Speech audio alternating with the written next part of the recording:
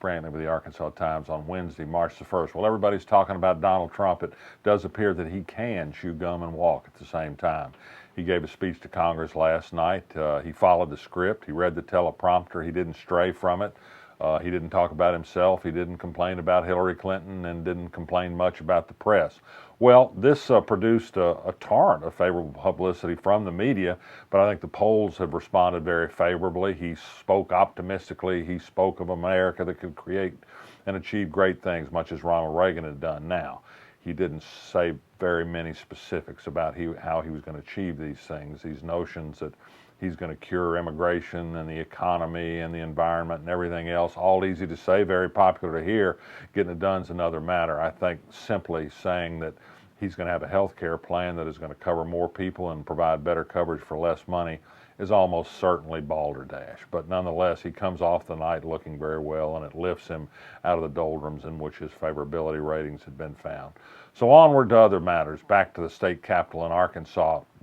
It looks like that the highway lobby has worked out a deal that they hope they can pass through the legislature that would refer to voters both the ability to sell bonds by the State Highway Commission and a sales tax applied on the state sales tax rate at the wholesale level on gasoline and diesel. This is actually a good idea. It's a user fee. This is what they should have been talking about all along. They've been focusing on ways of tapping general revenue to pay for the highway program. General revenues can't afford it. This is a tax increase that will meet some resistance for that, but it charges cars and trucks for the privilege of paying for the roads they drive on. A 6.5% state sales tax on the wholesale rate of gas means about 10 cents a gallon at today's rates. That's a pretty big jump, but I think most people could pay $1 or so more on each fill up without thinking about it too much. That's been the practice in the past. In any event, if they can pass the legislation, it goes to voters. Other things at the legislature, they're gutting the Freedom of Information Act, stripping it in virtually every respect. They're going to make state Capitol Police records secret, make state police records secret, make attorney-client dealings secret, make all kinds of things secret. The press has no clout at the legislature anymore. In fact, you can tell in the argument there's a great deal of disdain for the press. Too bad, because sometimes the press can help you. Whether these legislators believe that or not, I don't know. Republicans continue to resist bills that would encourage more people to vote. An automatic voter registration bill at the driver's license office ran into resistance because it would cost $42,000, which is hardly a hiccup on a $6 billion state budget. These same Republicans, when they passed the voter ID to make it harder to vote, suspended the rules that would have required an estimate on the cost estimate for that bill, and it would have cost some money to create some new ID procedures, a lot more than $42,000. Republicans like to discourage people from voting, especially certain kinds of people. They don't like to encourage those same people to vote, and so that's what this was really about. They've amended a school voucher bill to reduce the tab of the state to only $6.5 million the first year. Still a bad bill, still could take 1,000 kids out of public schools and pay to have them go to private schools, and would let people dictate where their tax money goes. I'd like to be able to dictate where my tax money went. I'd like to send mine to Little Rock School District, not to private school.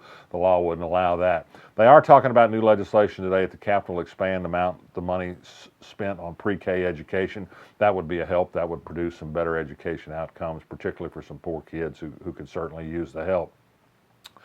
And also, the governor defended legislation filed late yesterday that would end the Lee King holiday. We'd only have a holiday on the third Monday in January for Martin Luther King. Robert E. Lee would get a secondary proclamation issued in October. The governor says he expects an uphill fight. He doesn't sound much like he has the support to pass this bill, but thought he ought to try. I think in a way the nation won't look too good if we get a chance to stop honoring Robert E. Lee and the legislature says, nope, we like him as much as Martin Luther King. Not be a very good message. The Black Legislative Caucus didn't participate in this news conference. That indicates that they're not going to be wholly on board, I would think, although the governor said they helped participate in his writing of the legislation. What else have we got today? Lots of stuff. The Buffalo River Watershed Alliance says it's going to fight fiercely against an expanded permit for a hog farm up on a Buffalo River tributary in Mount Judy that they think is going to pour liquid hog waste into the Buffalo River. The state doesn't seem too inclined to regulate them harshly in these day and times. Everybody says EPA regulations, environmental regulations are bad for business. So what's a little hog crap among friends? Attorney General Leslie Rutledge went on CNN today, and she sounded a little friendlier to immigration reform than she's been in the past. She refused to say she opposed giving some deferrals to deportation to children who came here who are now students in Arkansas high schools and colleges. She didn't say she was against a path to citizenship for immigrants who are in the country without documents. This perhaps reflects a change in heart in Donald Trump, although by most indications he's where he's always been on immigrants. That remains to be seen. It's hard to know what Donald Trump believes from one day to the next.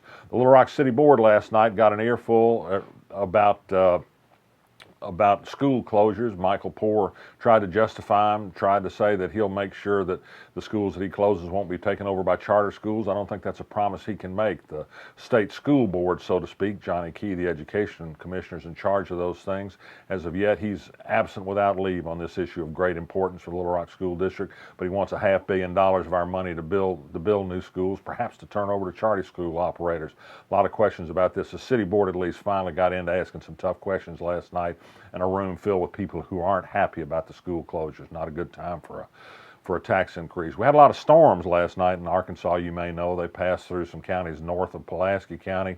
A lot of damage, 15 people were injured. The damage included to the state prison unit at Newport, Arkansas, but nobody was hurt there. One interesting fact in that, and kind of fits into some of the legislative agenda these days, a lot of people, about 300, went to a safe room that the Vilonia School District has built because it's on Tornado Alley, and they had some storm damage near there last night. One of the people who went was wearing a bulletproof vest and carrying 2 rifles and 2 handguns. Police arrested him. I don't know. Can you do that? Can you arrest somebody just for carrying guns? Well, at a school you can in Arkansas. We wait to see what the NRA has to say about that. That's all I can think. Oh, 2 other things today, 2 legislative things. Final action on the Tort Reform Amendment. Voters will, in November of 2018, get a chance to set a very low value on human life and vote to limit damage awards and attorney's fees in personal injury cases. Lawyers will be made out to be blood-sucking vultures who must be punished. And also they did final passage today in the House of the bill to allow expanded wine sales in grocery stores.